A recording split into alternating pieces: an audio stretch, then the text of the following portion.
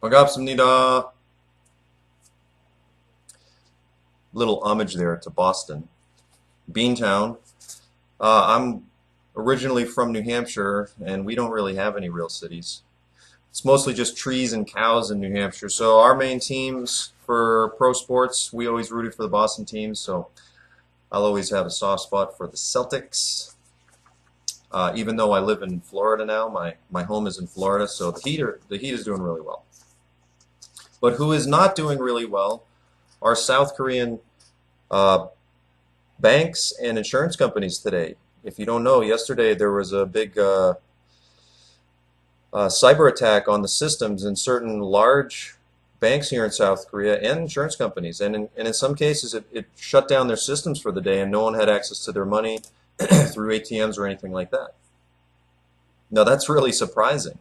Um, I was watching the other day. I have a lot of Western channels here on my TV in Busan, and they had this story about the United States, how they're beefing up their, I guess you would call it, counter cyber terrorism defense, because it's now in this day and age. Now that's going to be probably the new face of war, or at least a big portion, a big dynamic of what um, any type of bad activity would be, any war or anything like that would be cyber terrorism.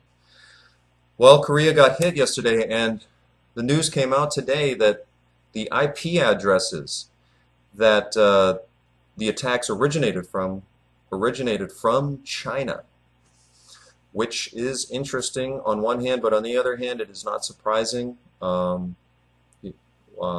show that I was watching was saying that the majority of the attacks are coming, or a great number of the attacks, on our own systems, on our federal government, on our financial institutions, or defense department, come from China.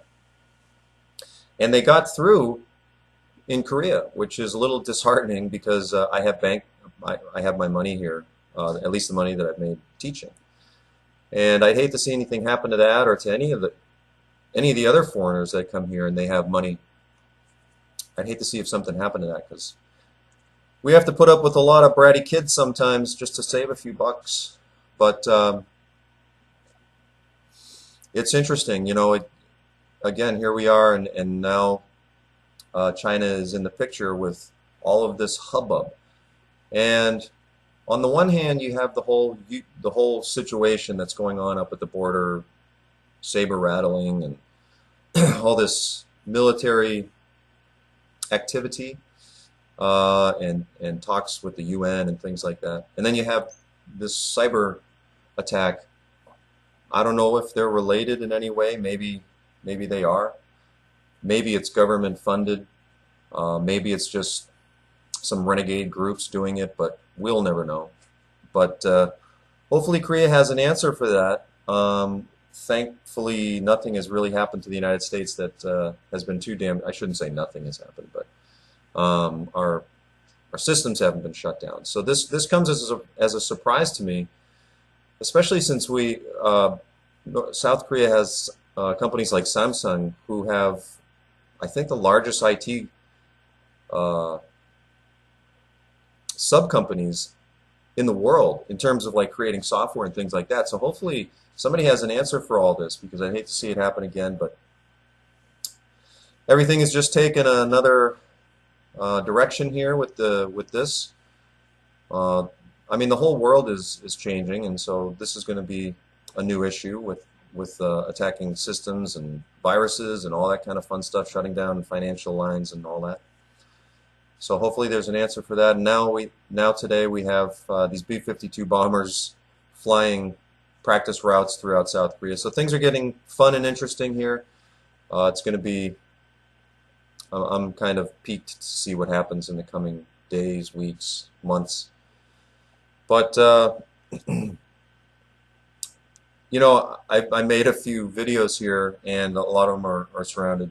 A lot of them kind of focus on China and stuff like that. And I'm not a China hater. I'm just not.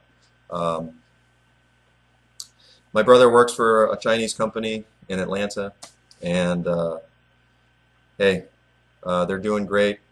at our expense in some cases, but this is not a hate on China channel. So it's just that in this particular case with North Korea and all, so much of it is so interlinked in this region of the world, and there's so many other factors that come into play with North Korea that probably doesn't have to do with North Korea.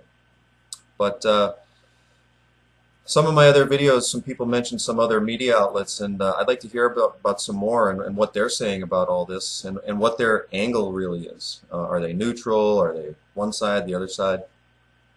Because I really appreciate those comments, and they really kind of open my eyes to other possible perspectives. But anyway, thanks for watching.